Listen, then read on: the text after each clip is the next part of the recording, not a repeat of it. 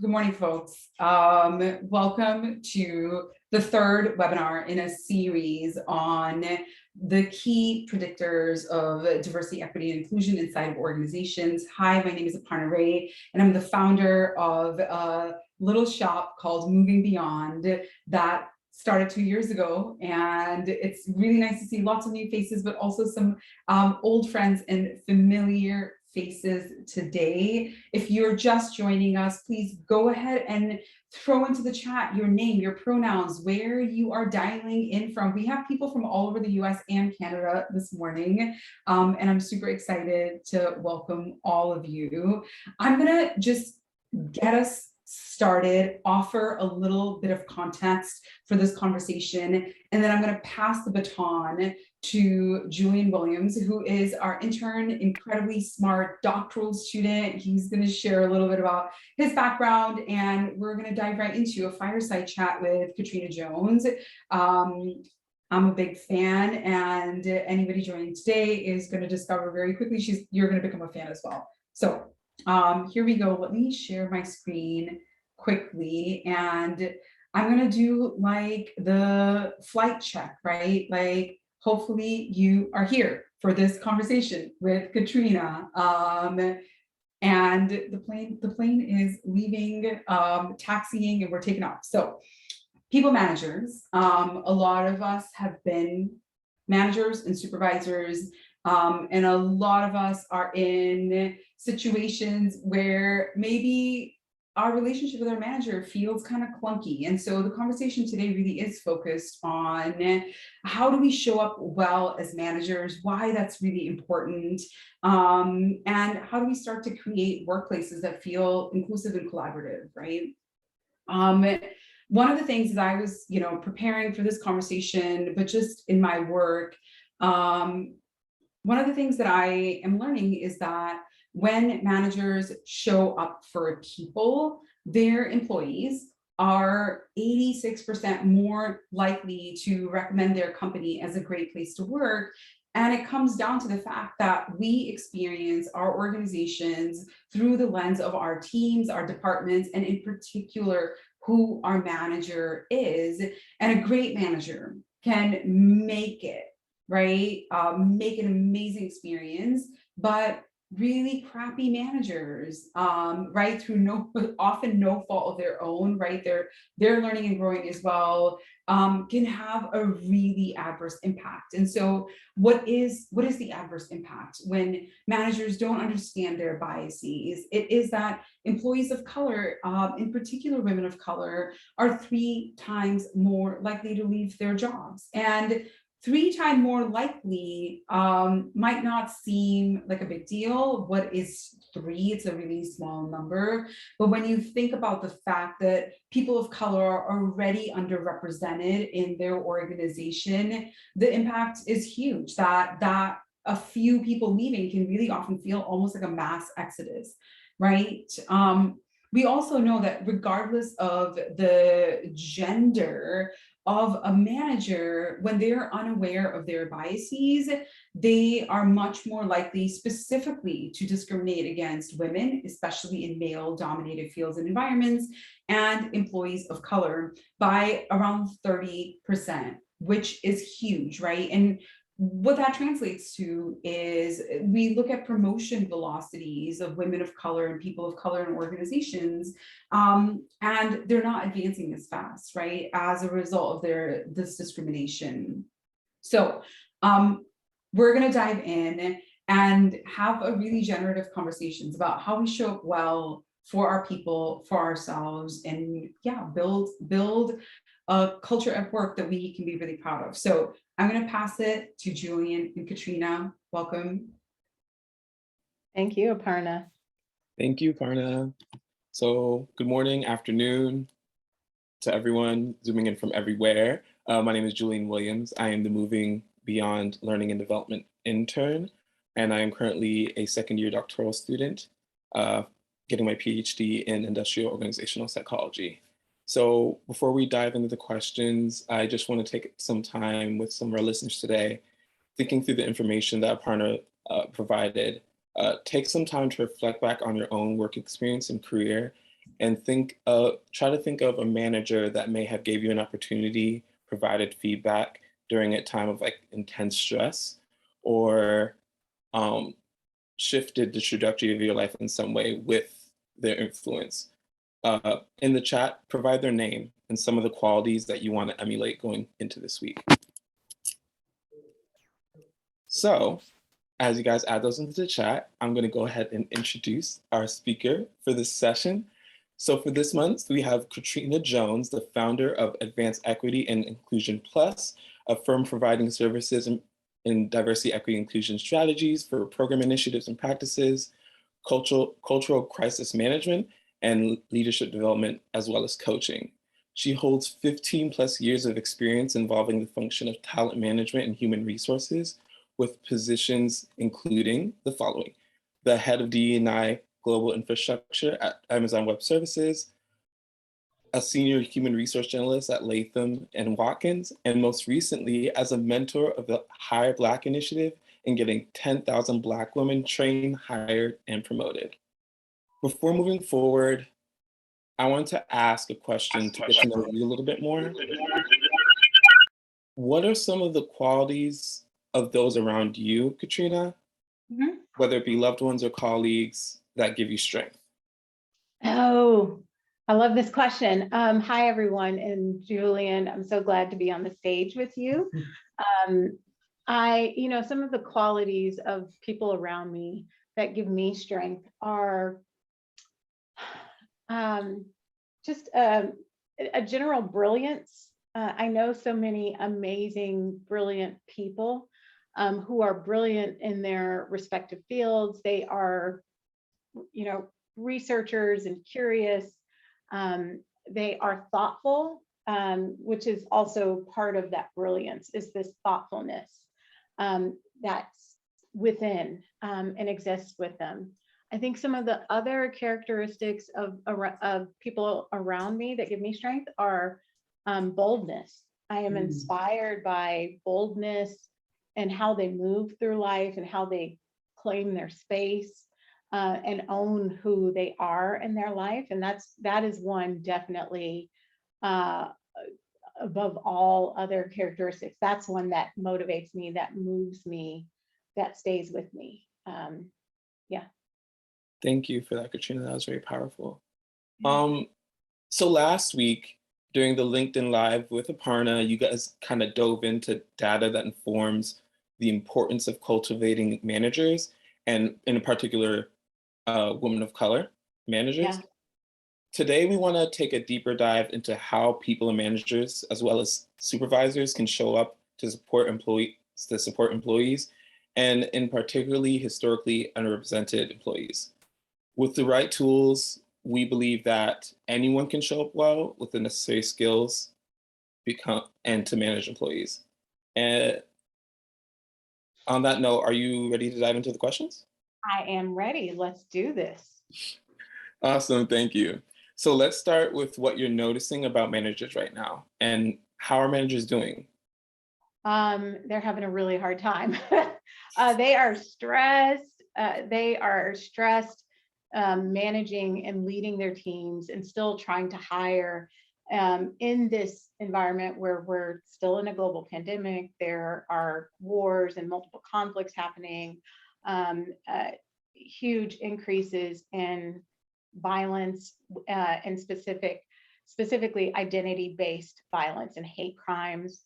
They're also navigating a mental health crisis that we're all, I think, experiencing across this pandemic and everything that's simultaneously happening within the world. And so it's, I don't think it's ever easy to be a manager, but now is a really, really challenging time to be a manager. And it's wherever you are in whatever org you're in, it's a really challenging time to lead and manage a team to outcomes. Thank you, Katrina. Yeah, that really ties into some of the topics around like working from home during the global pandemic, the movements that have been going on in the past 2 years, as well as the wars that are currently going on, as you touched on.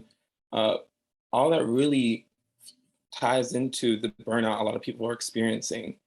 And one thing I definitely want to ask you is how can managers keep people from burning out altogether and Yeah. or exiting organizations during all this?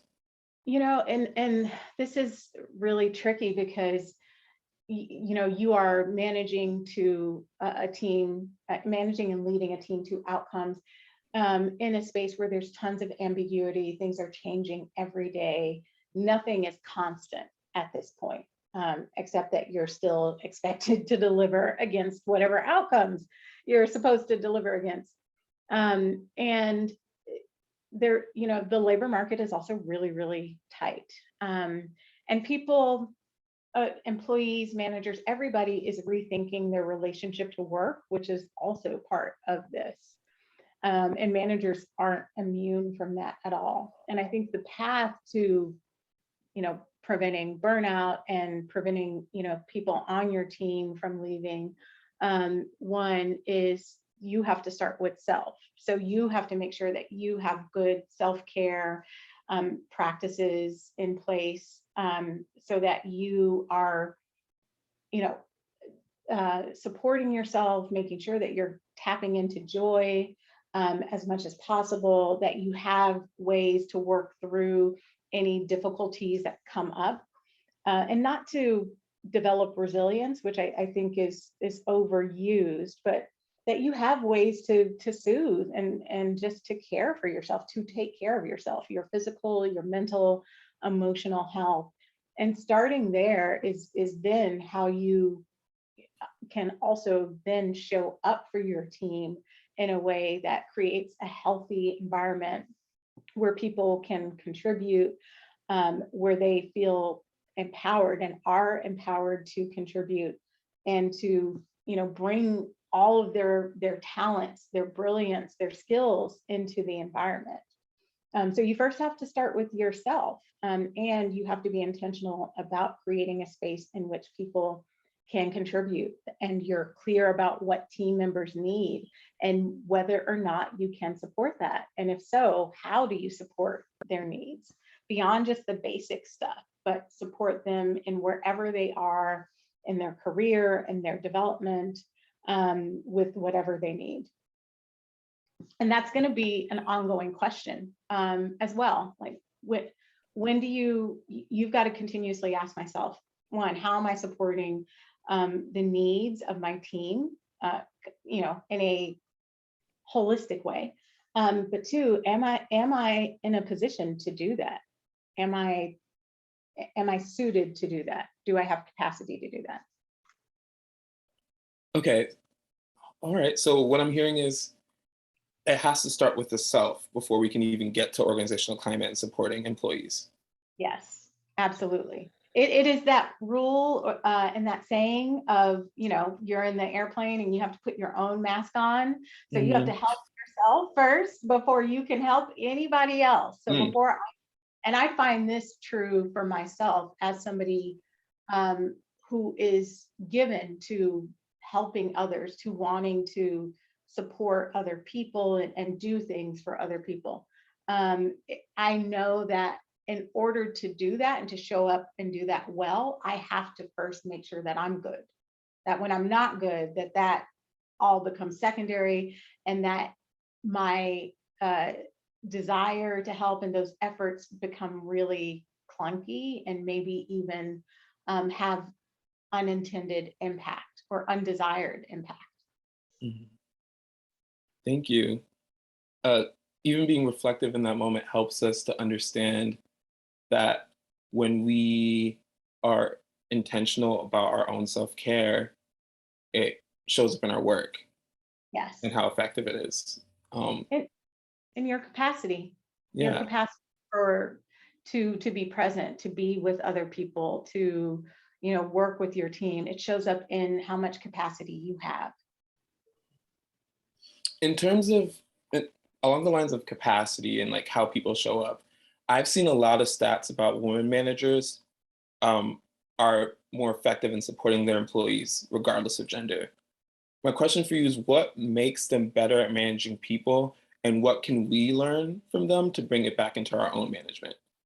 I am so hesitant to, I know the statistics, and I shared this as part of the last session about those statistics that show that women managers are more empathetic, they contribute more to DEI efforts. I think that matters, and we have to examine that within the context of how women and girls are socialized to care for and support other people. Otherwise, we risk seeing that as nature, as something that is inherent to women because of our nature, et cetera. And women are also penalized when they don't show up in ways that appear to be helpful and supportive and, giving, all of that. I think, do I think women have a greater capacity?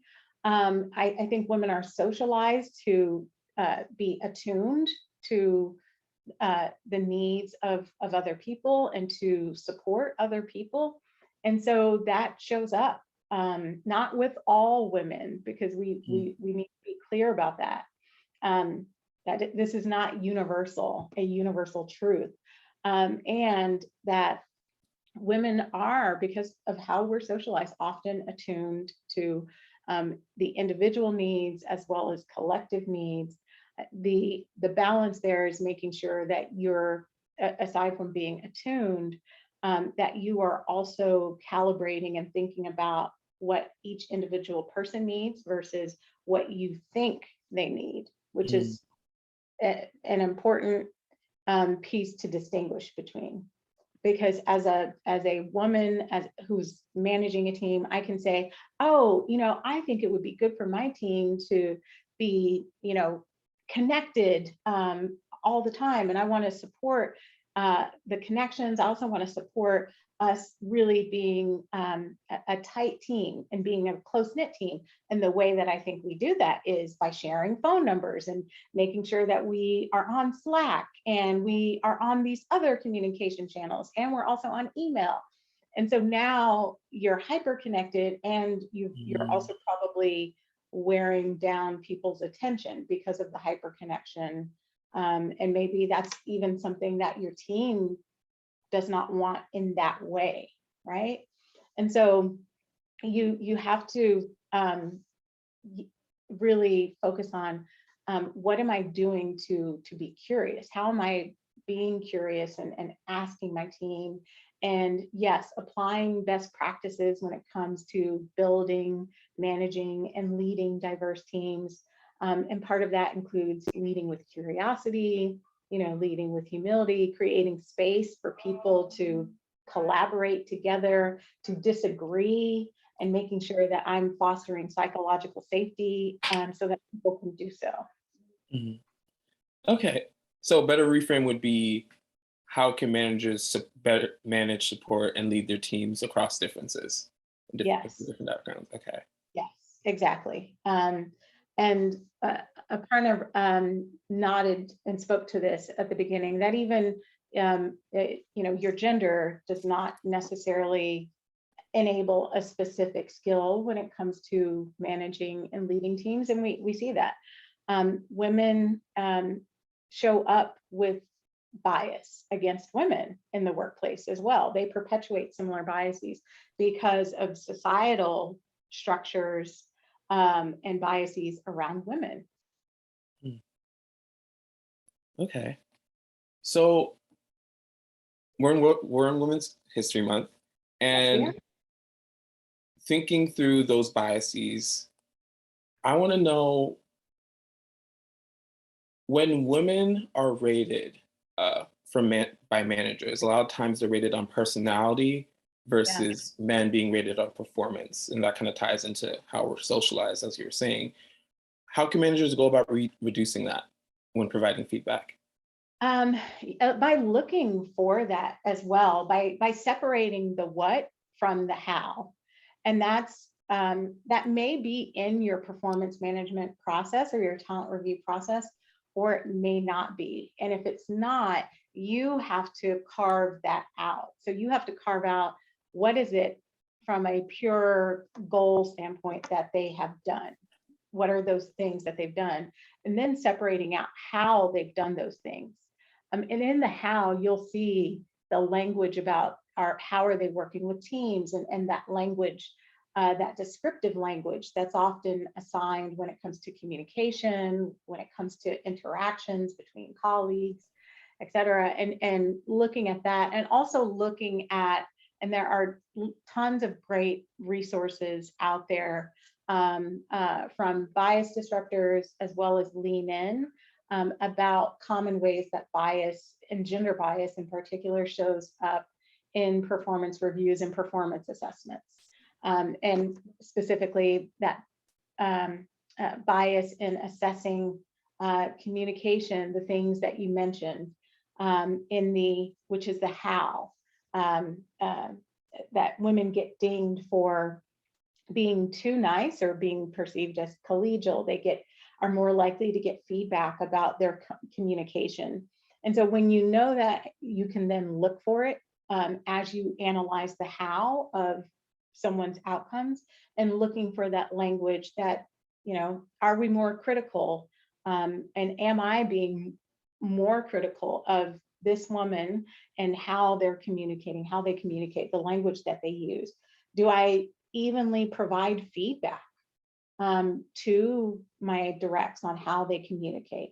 What does that look like? And what's the expectation that exists? That's a great place to start, is what is the expectation that exists? What's the expectation that I've, given or made to the team about how they communicate? What do they even see in me, in my communications? What am I modeling for my team? These are the questions that we have to ask ourselves in order to identify where and how bias is creeping in for us, because it is creeping in. So it's like we're performing like a social audit on our feedback process. Yeah. Yes. I love that. I love the way you framed it, that social audit, which is it's one of the recommendations that I give to managers as I work with managers and leaders, to audit how they spend their time with their directs and their one-on-ones. What's always surprising is there will be a manager who says, yeah, when I went and looked back at my calendar, I noticed that I'm meeting or not meeting with this person, right? So I've met and spent less time with X person on my team, and thinking about how that shows up, right? When you spend less time with someone and you're in fewer one-on-ones, there are fewer opportunities to provide feedback and to build that connection with your team member. So, okay, thank you. That makes a lot of sense. So switching gears now. Yeah. With our world slowly opening up again, there are a lot of expectations for employees to move back into the office. And at the same time, though, some people are like, stand on my ground. I am working remotely. And we know that remote work opportunities have been proven to be very helpful for people who are neurodivergent, parents, and people who have like, individual physical disabilities. So firstly, what advice do you have for managers leading in a remote or hybrid environment? And that question that you asked, and the question as well as the context around, are we coming back? Are we in hybrid? This is the ambiguity. And people aren't going to universally want to come back. There are going to be some people who will say, yes, I love being in the office. It helps to provide structure to my day, helps me order. And there are other folks who are going to say, no, and hell no, I'm not going back to the office. You can. Yes. And if you force me, I will leave. And so I think the challenge for managers here is, how do you, clarify what the expectation is for your team members, for your directs around presence? And if you're following company guidelines or organizational guidelines around being in the office, are you going to hold to those? Where are you flexible? What does that flexibility look like? And how do you ensure that you're not creating disparities in, you know, who's in and who's required and who's not in the office and who has, you know, lots of leeway to make that determination for themselves. I think that is the part that I worry about the most, because companies are applying a, you know, all remote or hybrid and encouraging managers to make decisions. And ultimately that will lead to some disparities, especially if you're not, you know, tracking.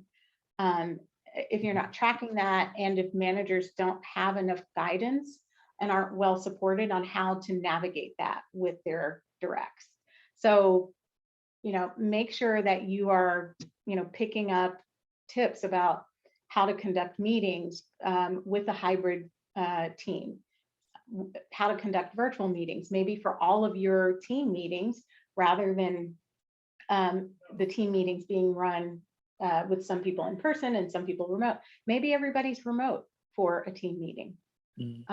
One of my clients has taken that approach now, that for the all, you know, team and hands-on, that everybody's remote, so that they don't have to have some people who are in person who are advantaged in some way by being in the room, and some people who are remote. Now everybody's remote for that meeting that happens on Monday at 3 p.m. Oh, geez. Even thinking through this issue, like I remember, like when you were talking about that piece on disparities, I remember when I was serving in AmeriCorps, basically I worked with an organization that served disabled, neurodivergent, elderly persons, and to assist them in providing nutrition for themselves. And when the pandemic hit, we had just expanded to serving historically Black and Brown neighborhoods within Southern Arizona. And since we were considered an essential service, we're like, what are we gonna do? Like, we kind of have to interact with people, but we need to transition to remote work to help with like burnout. And then there was a struggle between how much work was getting done in person versus remotely, and it became like a central issue for our productivity. That being said, there's a lot of work. There's a lot of work that people do in service of others, and since our world is constantly changing, we don't want to pause the impact that we provide. My question to you is, what are some ways managers can maintain flexibility or increase flexibility while also maintaining efficiency for their team? This is the best question, Julian.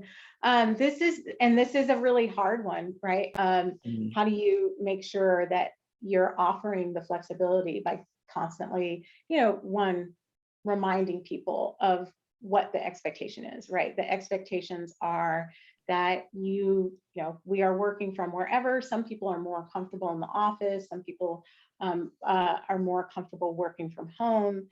Here is our, you know, kind of the rules of engagement that we and the commitments that we make to each other now that we're in this distributed and hybrid environment, about how do we make sure we're pulling in colleagues who are remote if we're in the office, and maybe we started talking up an idea.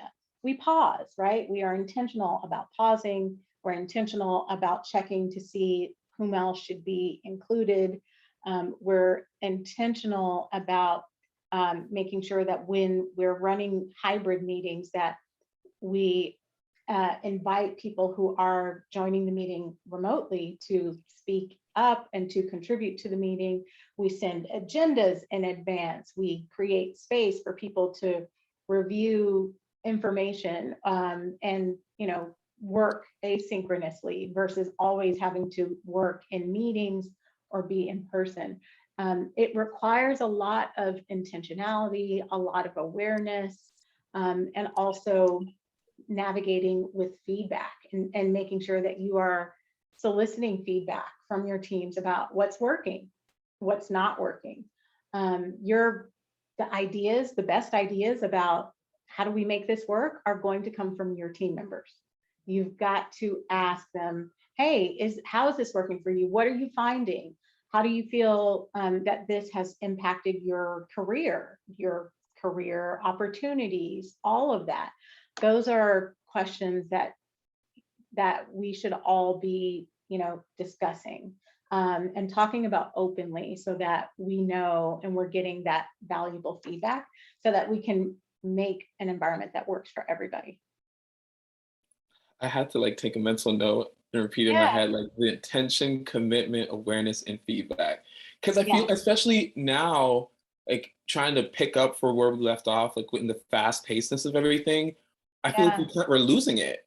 And yeah, if we don't have it, how can we all be on the same page? And it's just going to keep feeding into attrition and the great resignation. yeah, because people will feel disconnected, right? And it will force them into a choice of, if I'm remote, this is what happens, right? The pace of my career slows down. I get fewer opportunities. I feel less connected to my team. And so I'm questioning, do I want to be here now? Mm, Or is there are there other places that I could go to where maybe they've got this figured out a little bit more, or they're taking a different approach?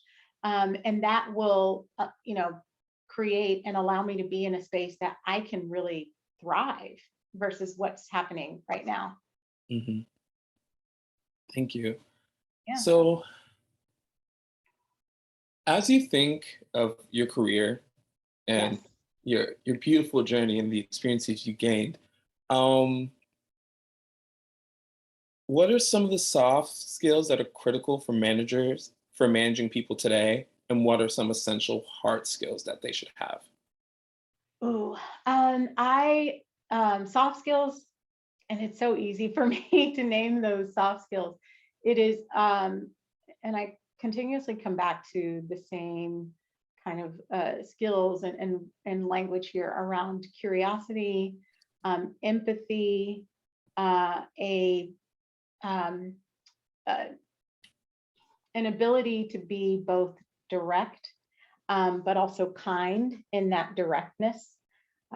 So that's really important as you're, giving feedback to people, and as you're communicating and collaborating across an organization, that you are, direct and clear in how you're communicating, and also respectful and kind in your communication, which comes across, it falls into both of those categories that you named, in terms of soft skills, as well as the skills required to manage.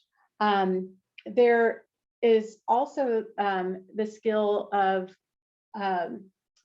just general emotional intelligence, and being able to understand kind of where people are, and that you've got a decent level, or more than decent, I'll say, level of emotional intelligence. And it's something that you can work to cultivate over time. That you've also got self-awareness as a skill, to know how you're showing up, and awareness to know how you might be impacting your team and your environment. On the managing, it's a lot of change management. That's a definite skill. Being able to manage up is also a really critical skill to have. Communication, being able to communicate clearly your vision, also clearly communicate the work, outcomes, opportunities, as well as, and this comes back to self-awareness, understanding your gaps as a leader and manager. And that falls, again, across both categories. The best managers are self-aware, where they understand what they do really well. They also understand what their gaps are as a person and as a manager, and they look to their team, one, to augment some of that, but they're also, transparent with their team about areas that they're growing in. Which is another skill, is continuous growth, a skill, and it's a willingness for continuous learning, a desire for continuous learning and continuous growth as a manager, as well as a willingness to say, I don't know the answer, and I was wrong, right? To say that you own when you have messed up and made mistakes, or when you just don't know. I feel like as we've been talking, there has been this theme throughout the answers as far as communication and feedback, whether it's through figuring out how to provide flexibility for your teams so you can grow together in the organization instead of them leaving and saying, they got it down pat, I can't do with y'all. Yeah. Also through the channels of growing as a manager. So I guess, no, I don't guess, I know. My question for you is, what are some ways managers can cultivate those feedback-rich conversations with their employees? This is one that I think is especially important, because going back to some of the data and research that exists out there, we know that one of the reasons that people of color, inclusive of women of color and white women, don't advance is because they are less likely to get feedback that's helpful to them in their as an employee, but also in their careers. And so they miss out on that critical feedback. And not because they're not asking for it, but because people really hesitate to give feedback and aren't sure how to give feedback. And managers can absolutely invest in that as a skill. So learning, how do I give feedback? What does that look like? And I think there's an assumption that managers, once you have the manager hat on, that you automatically know how to give feedback, you know how to have hard conversations. And that is not true. Nobody is born as a manager. You don't get that name tag when you're birthed into this world. It is a skill that people absolutely can work at. And one of the best ways that I've learned and continue to share with clients is by learning how to receive feedback. So there's a great book, and I'm probably going to forget the name, but I'm going to try to look it up right now. I think it's called Thanks for the Feedback. Yes. It's by Doug Stone and Sheila Heen. Thanks for the Feedback, the Science and Art of Receiving Feedback. And the whole premise of it is that the way to become good or to get good at giving feedback is to increase your capacity and skills in receiving feedback.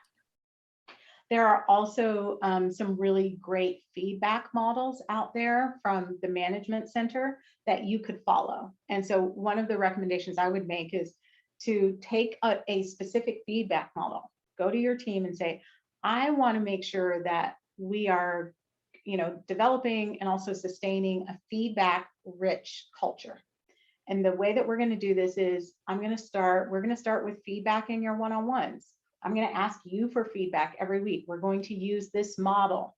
And I'm thinking of a model that I think is called the OBI, and I'm probably butchering this, forgive me, I'm really bad with names, but where you're objectively describing, a situation, the impact of the behavior in that situation, and asking for what would it look for them to show up differently, and being explicit about what that would look like. So that is something that you could take and say, we're going to start this in one-on-ones.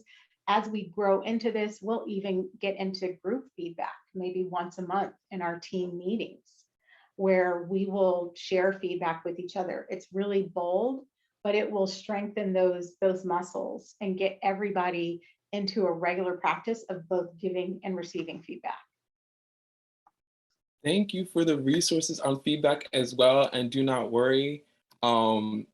This is my job. I will follow up with those resources and email them to our attendees. So no worries.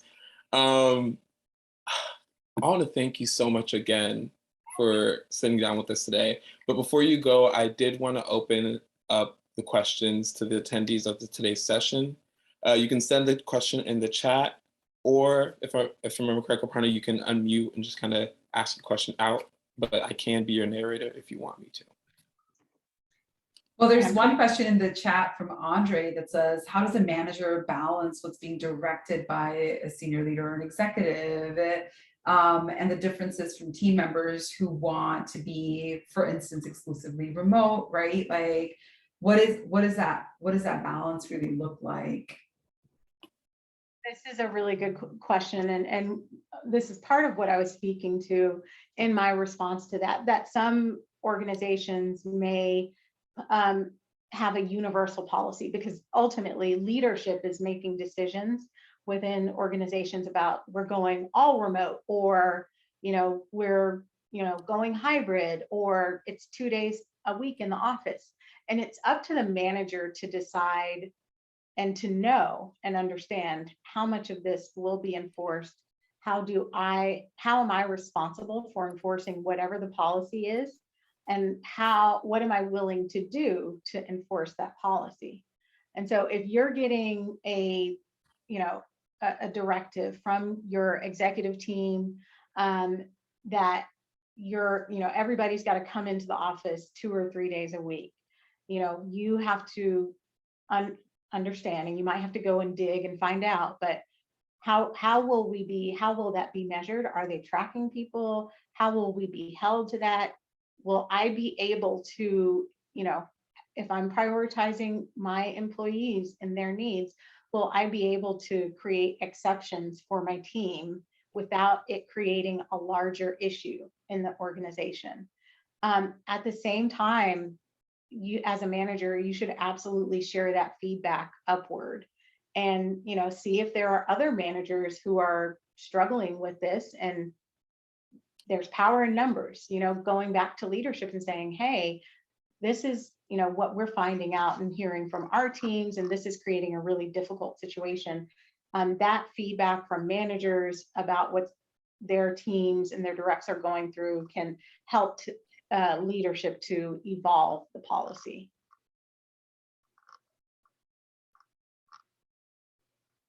Thank you, Katrina. Another question we have in chat is from Kelly, asking, can you say more about what managing up looks like? Yes. What managing up looks like is, what are you communicating to your leadership about what your team is doing, their impact, how they're meeting their goals?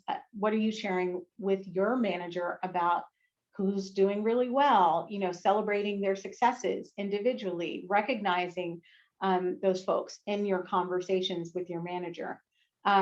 It is a skill that equally needs to be developed, about how you manage upward and getting what you need, also getting cover. So when you are, for example, experiencing an issue, maybe it's with another group, or maybe it's an issue about policy, right? You are managing upwards. And one of the best approaches that I recommend here is, as you're sharing, let's say it's a problem, right? You're sharing a problem that you're working through or you're dealing with, to share what the solution is. So what's the solution that you suggest? Is it one that you've implemented? What have you seen out of it? So yes, X problem happened. To solve it, I did this, and here's what I found from this, and here's what I recommend for the rest of the organization as a result of my experience. That's really valuable, tangible feedback that, as you're managing up, you're sharing with your leader, and that leader can then go and share that as a shining example, with the rest of the leaders, to say, hey, here's something we need to think about. Here's how it's showing up. Here's what this manager on my team did, and it's showing successful results. Managing up and around, I love it. Sarah actually asked a question along those lines as well. So how addressing the tension specifically in decision making on investing in managers, whether it through be managing up or coaching, or to make or to just jump ship and look elsewhere for management? Like, how do we make that decision? And that's a good question. Ah, it is, I'm shaking my head too. It is such an individual, and sorry, I put a question mark where that should have been a period, Kelly, and saying it's also about developing the relationship as you manage up, and setting parameters around what that relationship looks like, what you want to get out of that relationship, and what you want to pour into that relationship. So, Sarah, on that, and I'm reading your question. I'm also neurodiverse, and so on, you really have to think about, can I find a way here?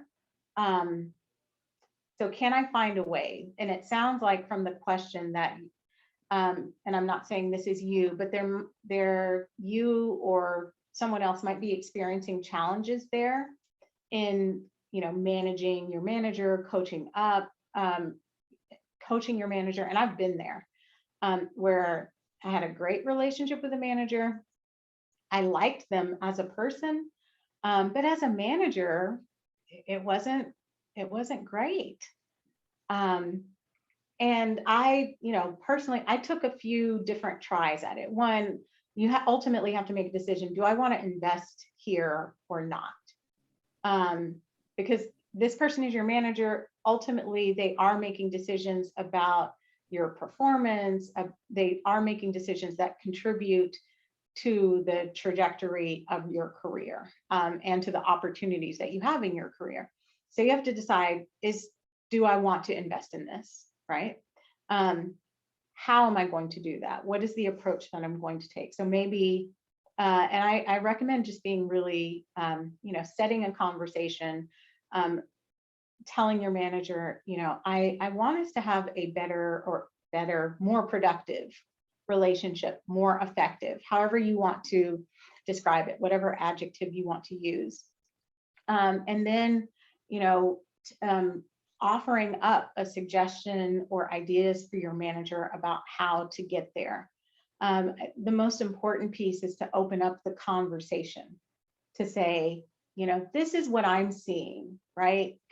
Because your manager might also be feeling it, seeing it as well. And they may not know how to approach the conversation. They may be afraid, frankly, to approach the conversation. So you could take a lot of weight off of them and just saying, hey, I feel like our working relationship is okay, but it could be better. And I want to talk about how we could make it better and some ideas for how we could make it better. Here are some of the things that I'm seeing where it's okay, but it's not great. And maybe some areas where we have some challenges. And here's what I think we could do, which would help to make it better and help to reduce those challenges. I love what Aparna Ray said about renegotiating the social contract. Yes, because that is we are always doing that in our relationships with people, renegotiating what is our contract with each other. And I think about it as well as, what is our responsibility to each other? How am I living up to that responsibility or not? Since we do have a few more minutes, I'm going to squeeze in a question of my own. If no one else has one, going once, twice, thrice. Okay, I'm gonna ask my question. So I was like, as I was researching you and getting more information on you, I kind of had a question about how does allyship show up for managers, especially when we think through like social movements that are going on, wars, things that may provide stress on individual employees depending on their ethnicity, gender, other identities, other target identities that they have, and specifically, not just in general, how does allyship show up for them, but if the organizational goals or the goals of the organization don't specifically touch on it. That is such a good I question. was just like, wait. Okay. And it's so good because in DEI work that I've done, the focus has often been on gender, race, and ethnicity to varying degrees. Gender is always first because it's usually the space and the area that companies come to first. And where you see this with some companies where they've made some traction and some inroads in LGBTQ equality, right? But a lot of companies don't have focused initiatives or efforts there. They're not even surveying employees about their identity. And I think about this, of course, in relationship to the movement for equality, for marriage equality, for rights, for LGBTQ plus rights, and especially what's happening right now with all of the states and all of the bills, right? I'm from Florida, so yep. Yep.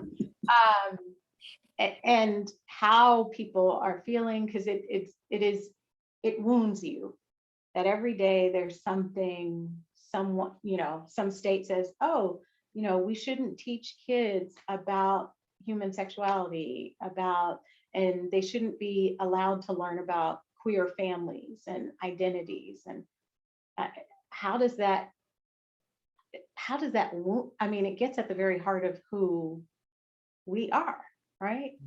And so this is where managers need to be attuned to that in some way. And I think this is the thing that people really struggle with. It's the thing that I see managers struggling with. And the question that I would get when I was working in-house is, how am I supposed to keep up with everything that's happening in this world? And that's not the ask. But like the ask is that you not turn into, a human version of NPR or CNN. That the ask is that you create space for people to share when they're impacted by something that's happening in the world that directly impacts them because of their identities, right? That you create space for people to share that, but also space for people to ask for what they need and to check out. That's one of the things, like, this is a week, and I'll say this as a Black woman, and watching the judge, Ketanji Brown Jackson, in the confirmation hearings this week. It's been really, really triggering watching that, right? And seeing her, sit through these questions that are diminishing. I won't go too far into it, but it's a week that I would definitely want to be working from home, right? Like I want to keep my circle small in that moment, because I'm already feeling really fragile. So you, as a manager, you don't have to necessarily be plugged into everything that's happening, but you should make an attempt to follow thought leaders, for example. Like follow Aparna, follow me, follow, there are tons of people that and just pay more attention. This is an opportunity. Instead of feeling like it's a demand, consider it an opportunity for you to expand your perspective and to step outside of yourself and to pay attention and bring that to your teams and ask people, routinely encourage people, regularly encourage people, one, to take the time that they need for themselves, because there is so much happening. One, to share with you. They don't have to share, with the entire team, but to share with you when they are struggling with something that is directly related to or tied to some aspect of who they are and how the world perceives them and receives them. That is something you can do that doesn't mean you have to be the human version of NPR, but you just have to create space for people to share, and you have to care and encourage people to ask for what they need. And then just, recommend, like, you take your time away. If you need to work remote, even sharing that as ideas so that people may not know what they need, but you could offer that and say, hey, here are 3 things that if you're in a place where you're having an emotionally, mentally difficult time, take the day, take several days, right? Mhm. No questions asked. And check in with people, ask people how they're doing, ask people really how they're doing. What are you, one of the questions I would ask in my one-on-ones is, what are you struggling with right now? Personally, professionally, what are you struggling with? And we would talk about it. Oh, We would talk about it. We would talk about it. we could talk about it all day too. Oh my goodness. Thank you so much, Katrina. You don't gotta follow everybody and know everything, but know your team and plug Yeah. into thought leaders like Aparna and Katrina Yes. so you know what's going on. On that note, Katrina, what's a preferred method of contact for you besides your LinkedIn so they can keep up, follow up Yes. questions? LinkedIn, Twitter you can follow, and I'm pulling up my Twitter, as well as Instagram, AEI_plus. I'm going to put both of the links in the chat so you can find me. It will take like 2 seconds. Just bear with me. All as well. Thank you again so much, Katrina. Just from the session, like knowing the skills and resources I can use to not just manage a team, but also come from a place of understanding is so, I'm just really grateful for that insight. Thanks again. Anytime. Thank you so much Of course. for having me here today, to you and Aparna. I have really enjoyed just being part of this community and feel appreciated. And I appreciate you all for being here as well. Thank you, Katrina. Thank you so much. I feel like every time I hear from you, I learn something new for myself as well, and furiously took lots of notes that we'll share with people that were here on Zoom with us and other people that were watching elsewhere. And yeah, next month we're gonna talk with Dr. Julie Pham. She is very specific. She always wants me to say Dr. Julie Pham, not just Julie, because what the heck, she went and got her PhD. And we're going to talk about like our belief systems and how they can enable or disable DEI work inside of our organization. So thank you, Katrina, Julian, and everybody that joined today. Have a great day ahead, folks.